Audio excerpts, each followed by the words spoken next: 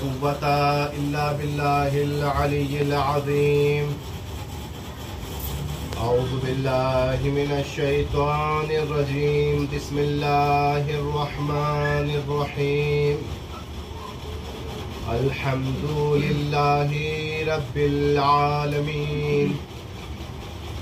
الصلاة والسلام والتحية والإكرام على محبوب رب المشرقين والمغربين مولانا ومولى القونين جد الحسن والحسين بالقاسم محمد. اللهم صل على محمد وعلى محمد. على أهل بيته الطيبين الطاهرين المعصومين المظلومين المنتجبين ولعنة الدائمة على أعدائهم أجمعين من يوم عداوتهم إلى قيام يوم الدين. أما بعد، قال الله الحكيم في كتابه الكريم: بسم الله الرحمن الرحيم.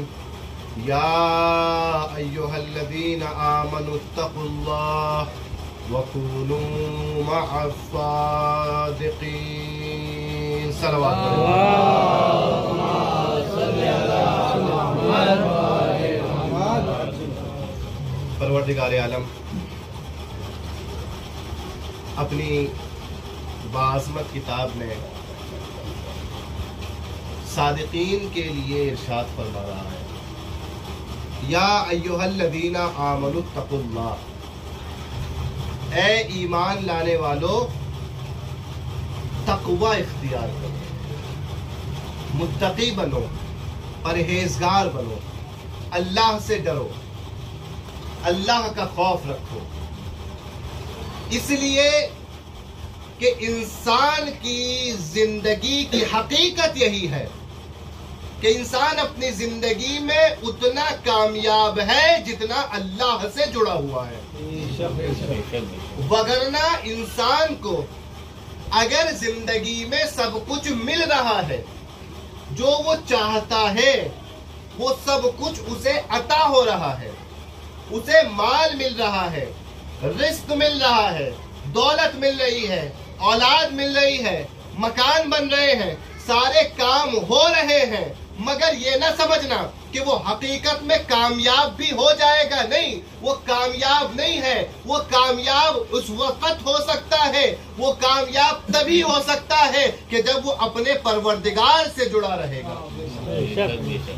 آج آپ دیکھیں، لوگ جب اپنے مکان تعمیر کرتے ہیں، گھر بناتے ہیں، تو کہتے ہیں کہ ہمارے گھر پر ایک جملہ لکھنا. اکثر لکھتے ہیں ھذا من فضل ربی، ھذا من فضل ربی. اس کا مطلب کیا ہے؟ یہ سب میرے رب کے فضل سے ہے، میرے رب کے فضل سے ہے. یہ لکھوانے کا مقصد کیا تھا؟ پرانے لوگ اس بات کو سمجھتے تھے کہ یہ مکان ہم نے بنا لیا، یہ گھر ہم نے کھڑا کر دیا، کہیں کل ہمارے بچوں کے دماغ میں یہ نہ آ جائے، ہمارے دماغ میں یہ نہ آ جائے ہم نے بڑی محنتیں کر لی، ہم نے بڑا پیسہ کما لیا، ہماری قسمت تو بڑی اچھی تھی، ہم نے محنت کر کے یہ مکان بنوا لیا. تو عزیزان محترم، یہ جملہ مکان پہ لکھوانے کا مقصد یہ تھا کہ یہ حقیقت یاد رہے کہ یہ جو ہم نے حاصل کیا ہے یہ ہماری محنت نہیں ہے، اللہ کی رحمت کا نتیجہ ہے. اگر اللہ کی رحمت اور فضل نہ ہوتا تو ہماری محنتیں وہی کے وہی رہ جاتی، لیکن یہ کامیابی ہمیں نہ مل پاتی. تو اس کا مطلب یہ ہے کہ یہ درس توحید ہے کہ جو بھی انسان اس دنیا میں حاصل کرے اس کے ساتھ ساتھ انسان اپنے خدا سے جڑا رہے، اپنے پروردگار سے جڑا رہے، اپنے دین سے جڑا رہے، اپنے رہبروں سے جڑا رہے. اور آج کی یہ مجلس اسی بات کی دلیل ہے کہ ہم اپنے رہبر سے جڑے ہوئے ہیں، ہم اپنے امام سے غافل نہیں ہیں، بلکہ ہم اپنے امام کو یاد کرنے والے ہیں. تو پہلا حکم پروردگار عالم نے دیا، یا ایھا الذین آمنوا اتقوا اللہ، اے ایمان والو تقوی اختیار کرو، متقی بن جاؤ۔ تو ضروری یہ ہے کہ انسان ایسے کو تلاش کرے کہ جس کی سیرت پر عمل کرنے کے بعد انسان متقی بن سکے، پرہیزگار بن سکے۔ کوئی آئیڈیل ہونا چاہیے۔ ظاہری طور پر دیکھا جائے، اگر کہا گیا کونوا مع الصادقین، سچوں کے ساتھ ہو جاؤ، تو پوچھا جائے بھائی صادقین کون ہے؟ کہا اگر صادقین کو دیکھنا ہے تو آؤ 12 اماموں میں دیکھو، یہاں جعفر صادق ملیں گے۔ جو صادق کا ماننے والا ہوگا وہی سچا ہوگا، وہی سچوں کے ساتھ ہوگا، وہی سچا ہوگا، وہی سچوں کے ساتھ ہوگا۔ اچھا، کہا گیا عبادت کرو، نماز پڑھو، اقیموا الصلاۃ، تو پوچھا جائے گا کہ نماز کیسے پڑھیں، کس کو آئیڈیل بنائیں؟ کہا 12 اماموں میں دیکھو، زین العابدین ملیں گے، عبادت کرنے والوں کی زینت۔ جس کے پاس زین العابدین ہو وہی حقیقی عبادت گزار کہلائے گا۔ اب ہمیں نتیجہ مل گیا، جس کے پاس جعفر صادق ہو وہی حقیقی سچا کہلائے گا، جس کے پاس زین العابدین ہو وہی حقیقی عبادت گزار کہلائے گا۔ تو یہاں یہ جملہ بھی حق بنتا ہے کہ کہے کہ جس کے پاس محمد تقی ہو وہی حقیقت میں متقی کہلائے گا۔ اسی لیے شاعر اہل بیت جناب شوکت رضا شوکت صاحب فرماتے ہیں کہ جس کے دل میں تقی نہیں ہوتا وہ کبھی متقی نہیں ہوتا، جس کے دل میں تقی نہیں ہوتا وہ کبھی متقی نہیں ہوتا۔ اس کا تقوی عذاب ہے شوکت جو غلام علی نہیں ہوتا۔ صلوات پڑھے محمد وآل محمد۔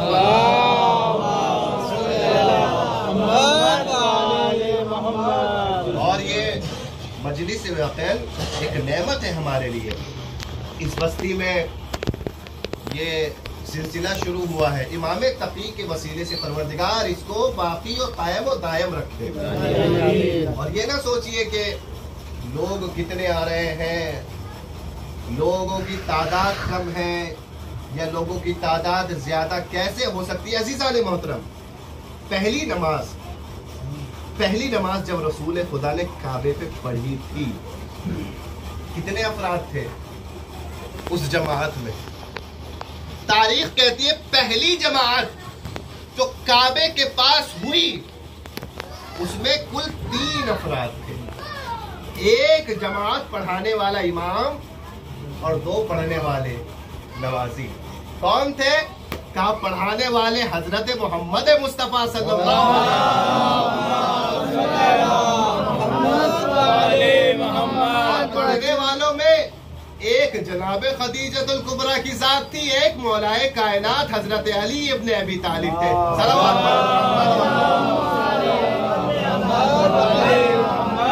بعد میں تاریخ جب آگے بڑھتی ہے تو ہزاروں نمازی ہو جاتے ہیں، مگر وہ ہزاروں نمازی مقام و مرتبے میں ان 3 نمازیوں کے برابر نہیں ہو سکتے۔ جو 3 نمازی کعبے کے پاس پہلی مرتبہ نماز پڑھ رہے ہیں ان کا مقام اور ہوتا ہے، جو بعد میں نمازی بن رہے ہیں ان کا مقام اور ہوتا ہے۔ یہاں عزاداری کے سلسلے کو آپ شروع کر رہے ہیں، آج نہیں تو کل انشاءاللہ اس کا ثمر آپ دیکھیں گے۔ لیکن یہ جو اقدام اور یہ جو قدم اہل بیت کے چاہنے والے اٹھا رہے ہیں، مولا اس قدم کو رائیگاں نہیں جانے دیں گے۔ ایک اور مسئلہ شریعت میں بیان کروں، مسئلہ شرعی ہے۔ مسئلہ شرعی ہے کہ آپ کے محلے میں 2 مسجدیں ہیں، یہ آپ جائیں اور علماء سے پوچھ سکتے ہیں اس مسئلے کو کہ مسئلہ ایسا ہے یا نہیں ہے۔ اگر ہماری طرف 2 مسجدیں ہیں، ایک مسجد میں 100 لوگ نماز پڑھنے جاتے ہیں، دوسری مسجد میں 5 لوگ بھی نہیں جاتے، خالی رہتی ہے۔ اب آپ علماء سے پوچھئے کہ کون سی مسجد میں نماز پڑھنے کا ثواب زیادہ ہے، کون سی مسجد میں زیادہ ہے؟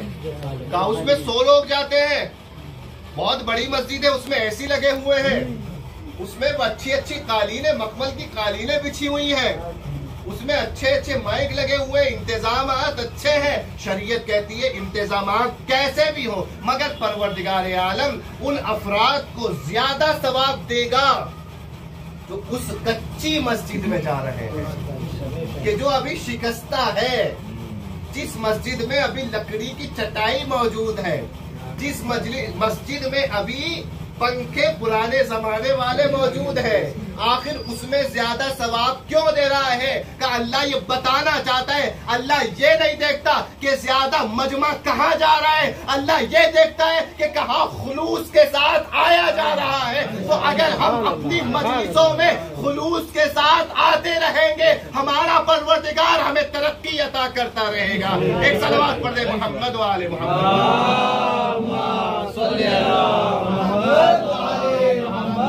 ये अजीम इबादत है, ये अजीम काम है, ये अजीम मकसद है, और इस मकसद में जिसका नाम लिखा जाएगा वाकई परवरदिगार उसको जो अज्र देगा उसका वो अंदाजा नहीं लगा सकता।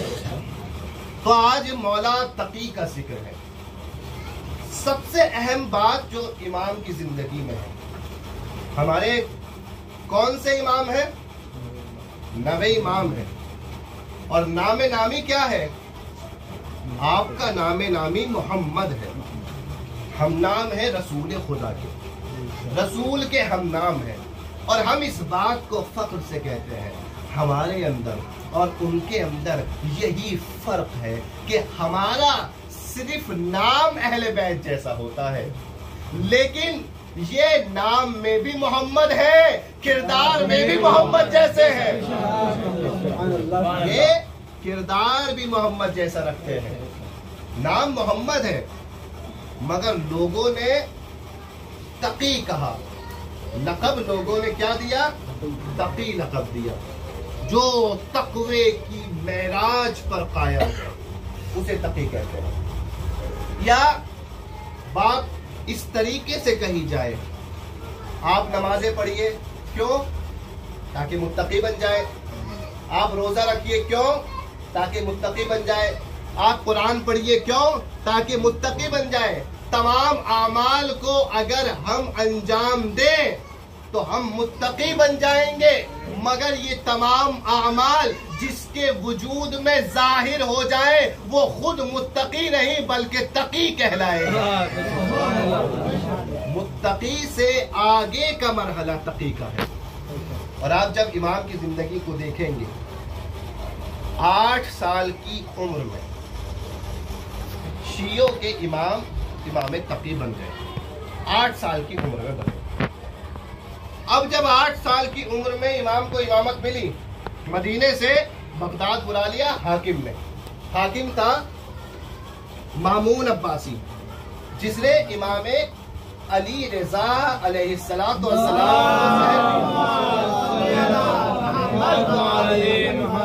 तो इमाम को बुलवा लिया दरबार में। 8 साल की इमाम की उम्र है। अब जब इमाम को बुलवा लिया, 2 मकसद थे। पहला मकसद के दरबार में रख के अब दरबार में इमाम की परवरिश होगी, इमाम को दरबार में मामून पालेगा। और दूसरा मकसद क्या था बुलवाने का? दूसरा मकसद बुलवाने का ये था कि जाहिर किया जाएगा इन लोगों पर कि जो लोग इनको इमाम मानते हैं वो लोग कैसे लोग हैं कि जो एक 8 साल के बच्चे को इमाम कह रहे हैं। इस तरीके से इमामत की तौहीन होगी। अब बुलाया गया इमाम तकी को 8 साल की उम्र में दरबार। अब कहा गया कि भाई ये 8 साल की उम्र में इमाम कैसे हो सकते हैं? आप बताइए, 8 साल के बच्चे की उम्र क्या होती है? वो नमाज और रोजे के इब्तिदाई मसाइल से अभी वाकिफ नहीं हो पाता है। लोग हंसने लगे, मजाक उड़ाने लगे, लोग परेशान करने लगे कि तुम वही लोग हो जो 8 साल के बच्चे को इमाम मानते हो। आखिर वजह क्या है कि 8 साल के बच्चे को इमाम मानना पड़ गया, 8 साल के बच्चे को पेशवा मानना पड़ गया? तो हम जवाब ये देते हैं कि अगर इंसान ने बसीरत के साथ कुरान की तिलावत की हो तो एतराज नहीं कर सकता कि 8 साल का बच्चा इमाम कैसे बन गया। क्या है कि कुरान मजीद में परवर परवरदिगार आलम ने इरशाद फरमाया कि जब जनाब ईसा की जनाब मरियम के यहाँ विलादत हुई है, विलादत होने के बाद लोगों ने जनाब मरियम पे उंगली उठाई, ये बच्चा कहाँ से आया, तुम्हारी तो शादी नहीं हुई थी। अल्लाह ने कहा तुम खामोश रहना, ये बच्चा जवाब देगा। उस बच्चे ने जवाब दिया। आज 3 दिन का ईसा, 3 दिन के जनाब ईसा क्या जवाब देते हैं? बिस्मिल्लाहिर्रहमानिर्रहीम, इन्नी अब्दुल्लाह आतानियल किताब वजअलनी नबिया, मैं अल्लाह का बंदा हूँ, अल्लाह ने किताब लेके भेजा है, मुझे नबी बनाया है। 3 दिन के ईसा ने कहा अल्लाह ने मुझे नबी बनाया है। तो अब मुसलमानों को समझना चाहिए कि जब 3 दिन का ईसा नबी हो सकता है तो 8 साल के तकलीफ सलावत पढ़े मोहम्मद वाले मोहम्मद।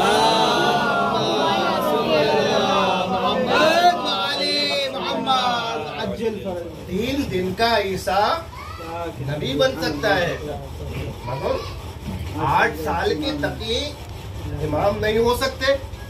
ये इंसाफ नहीं हुआ। अगर अल्लाह ने कह दिया कि 3 दिन के सिन में, 3 दिन की उम्र में ईसा नबी है, तो इसका मतलब ये ना देखो कि उम्र कितनी है, ये देखो कि ये फख्रे ईसा है। उम्र 8 बरस है, मगर 8 बरस की उम्र में अल्लाह ने इन्हें लोगों का इमाम बना दिया। एक सलवात पढ़े मोहम्मद वाले मोहम्मद।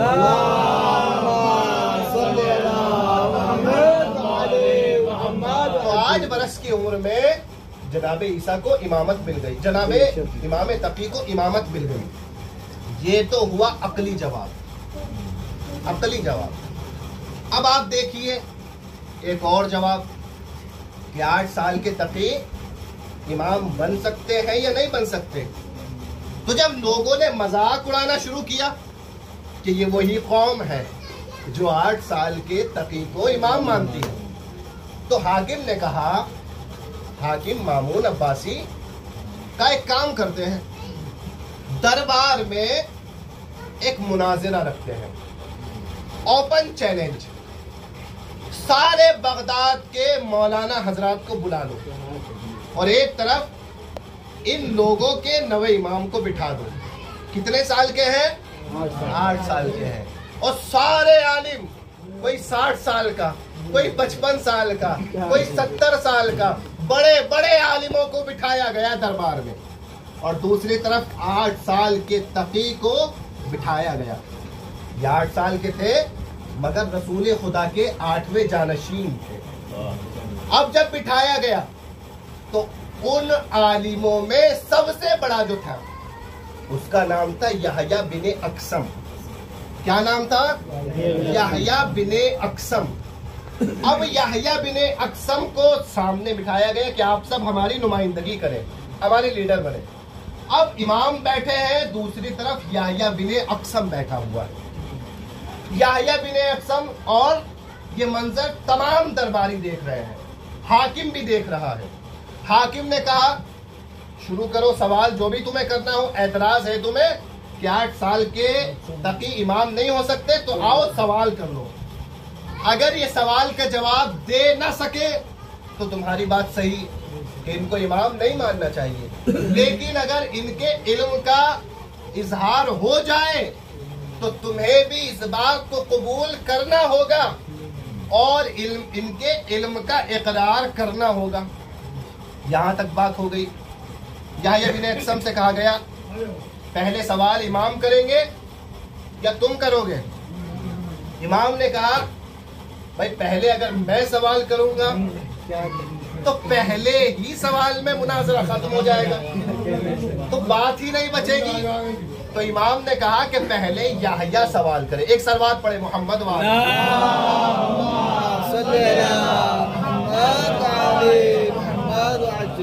क्या कहा इमाम ने? पहले यहया सवाल करे ताकि कुछ तो गुफ्तगू हो। बाद में जब लिखा जाएगा तो पढ़ने वाला क्या पढ़ेगा? 2 लाइनों में खत्म हो गई बात। इमाम ने कहा नहीं, पहले यहया सवाल करे, मैं जवाब दूं, फिर मैं सवाल करूं, यहया जवाब दे। बात हो गई क्लियर। इमाम ने कहा यहया से, यहया बिन अक्सम आप सवाल कीजिए। याह्या ने सवाल किया। याह्या ने पहले इमाम को देखा, और जब देखा तो देखने के बाद कहा इनकी उम्र है 8 साल, 8 साल, इन्हें इनके बाबा ने नमाज तो सिखा दी होगी, रोजा भी रखते होंगे, एक काम नहीं किया होगा, क्या? हज। हज का मौसम आने वाला है, हज नहीं किया होगा, तो मैं तकी से हज का सवाल करूंगा।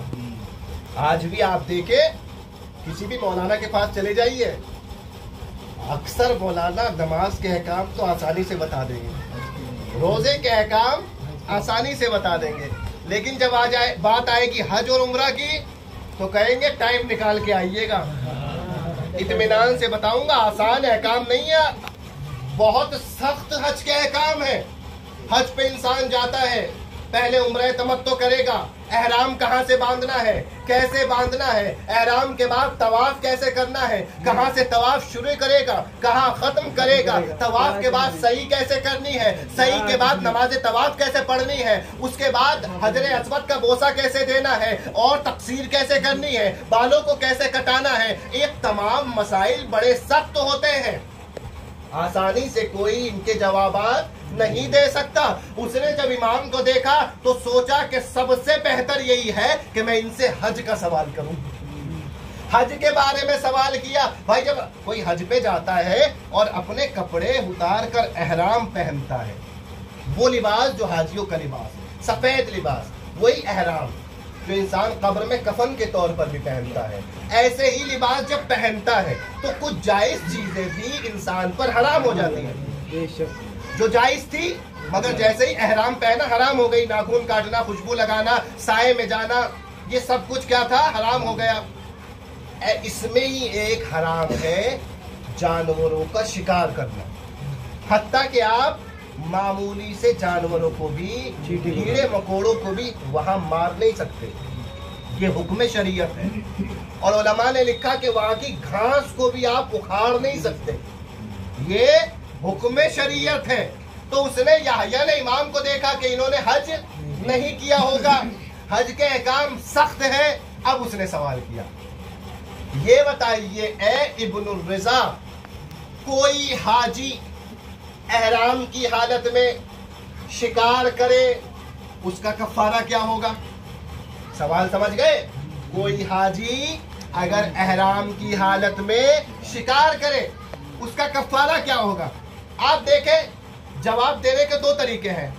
जब मद्दे मुकाबिल बैठा हो, या तो उसके सवाल का जवाब दे दो, और या उसके सवाल पर एक और सवाल पेश कर दिया जाए। इमाम ने यही तरीका अपनाया, इमाम ने जैसे ही सुना उसने सवाल किया, अगर कोई हाजी एहराम में शिकार करे उसका कफारा क्या होगा?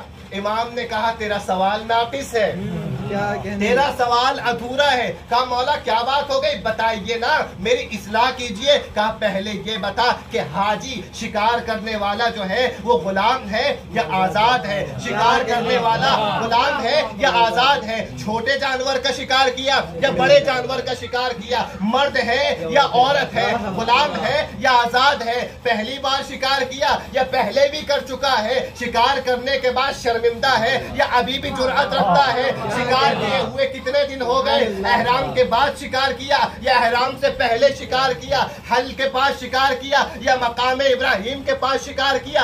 इतनी शक्लें एक सवाल की इमाम ने उसके सामने रख दी, वो खुद हैरान हो गया कि क्या इतनी शक्लें भी एक सवाल की हो सकती है? इमाम ने कहा तुम अहले बैत से जवाब लेने आए हो, तुम्हें सही से सवाल करना नहीं आता।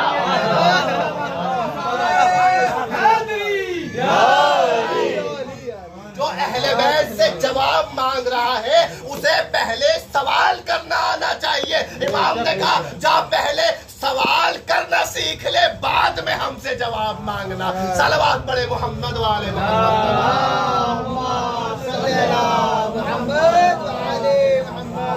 नहीं कहा, ये सवाल की शक्लें जब याह्या के सामने इमाम ने बयान की होंगी, आप सोच सकते हैं कि उसके चेहरे का क्या आलम होगा। पता नहीं कि क्या वक्त रहा होगा मुनाजरे का, लेकिन उसके चेहरे पर 12 बजे होंगे। اب اس کے پاس کوئی جواب نہیں تھا، ہاتھوں کو جوڑا، مجھے تو پتا بھی نہیں تھا اس سوال کی اتنی شکلیں ہو سکتی ہیں، آپ ہی بتا دیجئے۔ امام نے اطمینان کے ساتھ ایک ایک مورد کے اوپر جواب دینے شروع کرے اور ہر ایک سوال کی شکل کا اطمینان بخش جواب دے کے بتایا۔ یہ نہ سمجھنا کہ آج سے پہلے اگر ہمارے جج نے منبر کوفہ سے سنونی کا دعویٰ کیا تھا تو وہ سنونی کا دعویٰ کرتے وقت ان کی عمر تقریباً 60 سال تھی۔ اگر 60 سال کے علی ہر سوال کا جواب دے سکتے ہیں تو میری رگوں میں بھی علی کا خون ہے، 8 سال کی عمر ہے مگر علی کی طرح جواب دے کے بتا سکتا ہوں، میں علی کا بھی وارث ہوں، میں نبی کا بھی وارث ہوں۔ یہ سنونی کا دعویٰ ہے، 8 سال کی عمر ہے مگر آپ دیکھیں امام نے پھر ایک اور سوال کیا، اور جب وہ سوال کیا تو اب یحییٰ اس کا خود جواب بھی نہیں دے پایا۔ پھر کبھی وہ سوال پیش کروں گا کہ امام نے کیا سوال کیا، ایک ایسا سوال جسے سن کر یحییٰ اس کا کبھی جواب نہیں دے سکتا تھا، لیکن جب یہ مناظرہ 2 ہی سوال پر ختم ہوا، یحییٰ کے بعد اعلان ہوا دربار میں، ہے کوئی اور جو تقی سے سوال کرے؟ ہے کسی اور کے اندر یہ جرأت، یا ہے کسی اور کو اعتراض کہ 8 سال کے تقی امام کیسے بن گئے؟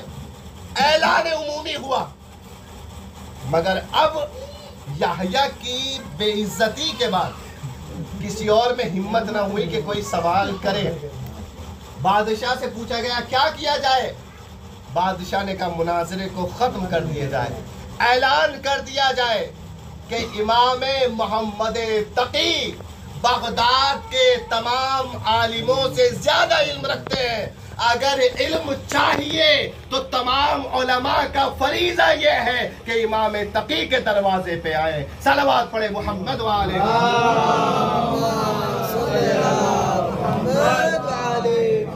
تو یہ جو ترکیب تھی وہ فیل ہو گئی۔ ظالم نے چاہا کہ امام کی توہین ہو جائے، مگر جسے بلا کے لائے تھے اس کی توہین ہو گئی۔ اب ایک اور چال چلی گئی، وہ کیا چال چلی گئی؟ کہا اب جب یہ کام نہیں ہوا اب ایک اور کام ہوگا۔ کہا کیا؟ کہ اتنے بڑے شرف اور اتنے بڑے مرتبے کے امام تقی میرے لیے فخر ہے۔ کس نے کہا؟ مامون نے۔ میرے لیے فخر ہے کہ میں آج اسی بزم میں امام تقی کو اپنا داماد بناؤں۔ یہ وہ حیرت انگیز ترکیب تھی اور وہ چال تھی حاکم کی، جس کے ذریعے سے سوچ رہا تھا کہ اب شاید امام تقی میرے کنٹرول میں آ جائیں گے۔ ظاہر سی بات ہے انسان، ایک سیاسی شادی بھی ہوتی ہے، کچھ شادیاں رسمی ہوتی ہیں جیسے ہمارے درمیان ہوتی ہے، لیکن حاکموں کے درمیان جو شادی ہوتی ہے اس میں ایک پولیٹیکل ویو ہوتا ہے، سیاسی شادیاں ہوتی ہیں۔ کیوں؟ کہا فلاں پارٹی نے فلاں پارٹی والے کو کیا کیا؟ داماد بنا لیا۔ کیوں؟ اس لیے کہ سسر کے احترام میں زیادہ بولے گا نہیں، سسر کی مخالفت نہیں کرے گا۔ بڑے بڑے بادشاہوں کو جس بادشاہ سے زیادہ خطرہ ہوتا تھا کیا کرتے تھے؟ اسے داماد بنا لیتے تھے، اس کے ساتھ میں اپنے خاندان کی کسی بیٹی کا نکاح کر دیتے تھے، شادی کر دیتے۔ کیوں؟ بھائی ہم پر حملہ نہیں کریں گے، ہماری سلطنت بچی رہے گی۔ تو یہ پرانی رسم تھی اور یہی رسم پر عمل کیا کس نے؟ مامون نے۔ کیا کیا جائے؟ اب کوئی راستہ ہے؟ کہا نہیں، یہ داماد بنا لو۔ داماد بنا لیا۔ کہاں رہیں گے؟ کہا ہمارے گھر میں، ہمارے دربار میں ہمارے ساتھ رہیں گے۔ کہا کیا کرنا چاہتا ہے؟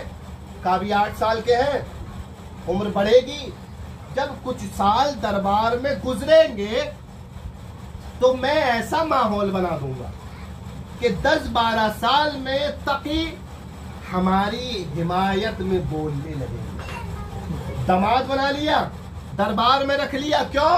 10-12 سال میں محمد تقی ہماری حمایت میں بولنے لگیں گے. ان کا حافظہ اتنا کمزور تھا کہ انہوں نے تاریخ پیغمبران کو بھلا دیا تھا کہ پیغمبروں کی تاریخ سے انہیں سیکھنا چاہیے تھا. کیا سیکھنا چاہیے تھا؟ کہ یہ سمجھ رہے تھے کہ 10-12 سال اگر ہم تقی کو دربار میں رکھ لیں گے تو تقی ہماری حمایت میں بولیں گے. اما جب 25 سال موسیٰ فرعون کے دربار میں رہنے کے بعد فرعون کی حمایت میں نہ بولا تو جو فخر موسیٰ ہے وہ تیری حمایت میں بولے گا. آج تاریخ انسان پڑھے. کیا ہوا؟ جناب موسیٰ کو جس نے پالا تھا فرعون، جب پیغمبری ملی کیا کیا؟ اسی کو دریائے نیل میں ڈبو دیا. ڈبویا یا نہیں ڈبویا؟ میں پوچھوں گا اے اللہ کے پیغمبر، کیا ذرا سا دل میں آپ کے رحم نہیں آیا کہ یہ وہی انسان ہے جس نے بہتے ہوئے دریا سے مجھے نکالا تھا؟ یہی وہ انسان ہے جس نے اتنے سال مجھے پالا تھا. یہی وہ انسان ہے کہ جس کے دربار میں تم نے پرورش پائی تھی. آج وہی ڈوب رہا ہے، آواز دے رہا ہے موسیٰ بچا لو، موسیٰ بچا لو، مگر موسیٰ بچانے کے لیے تیار نہیں ہے. فرعون جو پالنے والا تھا ڈوب رہا تھا، موسیٰ نے بچایا نہیں. موسیٰ بچا کیوں نہیں رہے ہو؟ کہا یہ سمجھ رہا تھا اپنے آپ کو خدا کہہ کر بچ جائے گا. اور میں بتانا چاہتا ہوں جو اللہ کا بنایا ہوا ہوتا ہے اس کی نظر میں اللہ کی مرضی سب سے زیادہ ہوتی ہے. یہ اللہ کے مقابلے پہ آیا تھا. اگر میرا سگا بھی ہوگا، پالنے والا بھی ہوگا، ڈوب جائے گا مگر میں بچانے والا نہیں ہوں. امام تقی کی بھی سیرت ہوئی ہے، اگر امام کا سسر بھی بن جائے لیکن امام کے مقابلے پہ آیا تھا. دنیا بھی برباد ہوگی، آخرت بھی برباد ہوگی. صلوات پڑھے محمد والے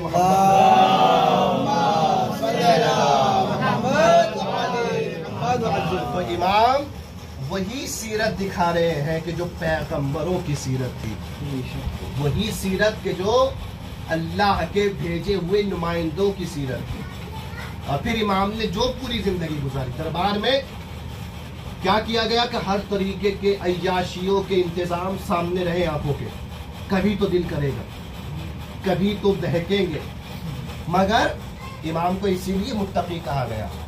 سارے انتظامات دربار میں تھے مگر امام کا سر سجدہ خالق میں. کئی مرتبہ کنیزوں کو تیار کر کر کے بھیجا گیا دربار میں، جاؤ امام تقی کے پاس، مگر کنیزیں آئیں تھک کر واپس چلی گئی. مامون نے پوچھا کیا بات ہے؟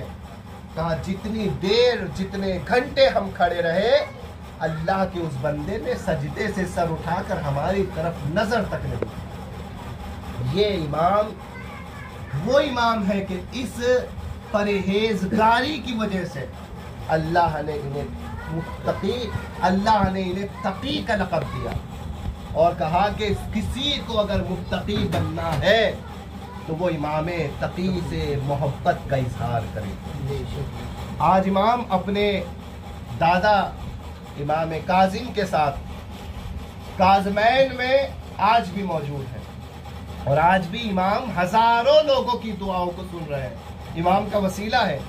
لوگ جاتے ہیں روزے پر اللہ سے دعا کرتے ہیں امام تقی کے وسیلے سے. امام تقی کا ایک لقب ہے جواد، یعنی بانٹنے والا.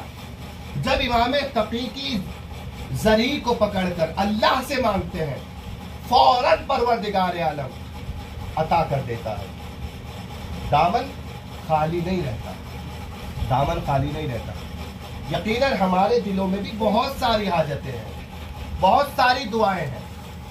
امام تقی کو وسیلہ بنائے اور دعا کرے پروردگار سے، پروردگار جتنے مومنین یہاں تشریف فرما ہے تجھے امام محمد تقی کا واسطہ ان سب کی پریشانیوں کو دور فرما، سب کی زندگی میں خیر و برکت عطا فرما.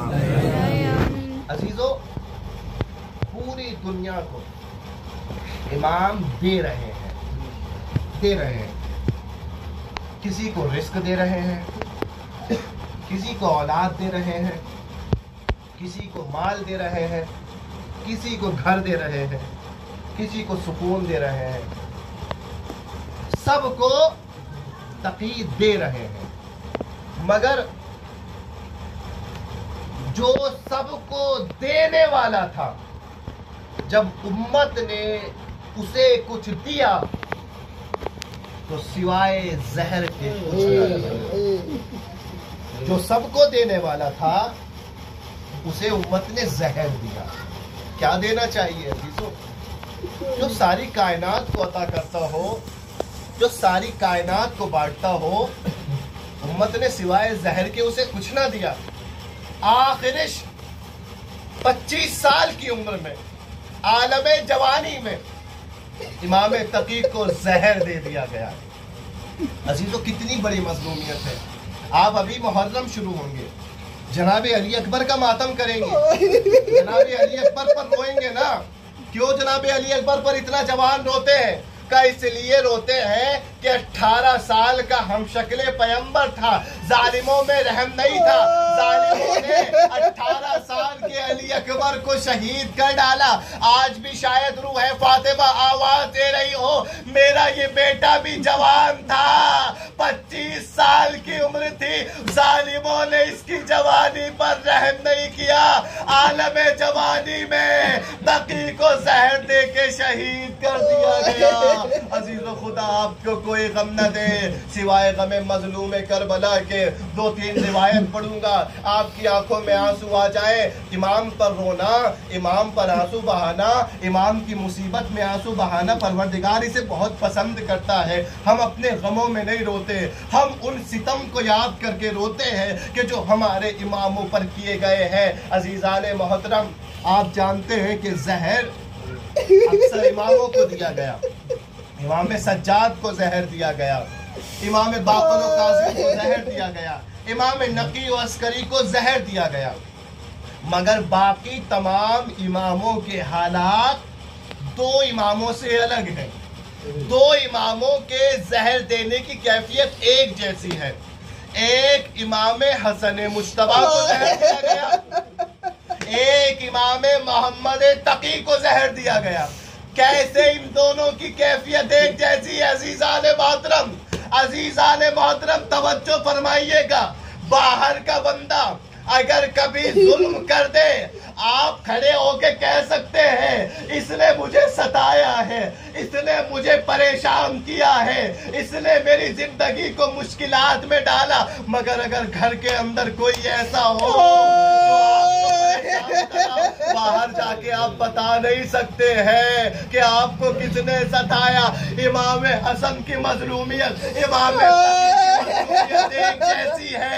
इमाम बयान नहीं कर सकते क्या किसने जहर दिया। अरे कैसे बताए? इमाम हसन को भी उनकी बीवी के जरिए जहर दिलाया, इमाम तकी को भी उनकी बीवी के जरिए। खुदा आपको कोई गम न दे सिवाय गमे मजलूम करबला के। उम्मुल फज़ल जो इमाम की बीवी थी, मामून की बेटी थी, उम्मुल फज़ल के जरिए से मामून के भाई मोतसिम ने इमाम को जहर भिजवाया। इमाम की बीवी ने इमाम को जहर पिलाया। अरे जिसे बीवी को इस्लाम ने शरीके हयात कहा हो, जिसे शरीके हयात कहा हो, अल्लाह अल्लाह, इमाम की मजलूमियत का आलम है। इमाम को जहरे दगा दिया गया, इमाम का बदन मुतगय्यर हो गया, इमाम बिस्तर पर आ गए। इमाम गुर्बत में थे, बेटा साथ नहीं था, इमाम नकी दूर थे, मगर इमाम ने वसीयत की मेरे जनाजे को छोड़ना और इंतजार करना। इंतजार किया गया। जब इंतजार किया गया, लोगों ने देखा अरे ये वही इमाम थे ना कि जो 8 साल के सिन में इमाम बने थे। मगर अब लोगों ने देखा इस इमाम के जनाजे पर एक 6 साल का बच्चा आया। लोगों ने पूछा तुम कौन हो? कहा मैं अली नकी हूँ। میرے بابا کو یہی چھوڑ دو. علی نقی نے بابا کو کفن پہنایا, بابا کے جنازے کو اٹھایا, عزیزوں کاظمین میں اپنے بابا کو دفن کیا. عجب نہیں, امام نقی نے سرزمین کربلا کی طرف رخ کر کے کہا السلام علیکہ یا ابا عبداللہ, اے میرے جناب پہ سلام. آپ کا جنازہ کربلا میں بے گورو کفن تھا, کوئی دفنانے والا نہیں تھا. اللہ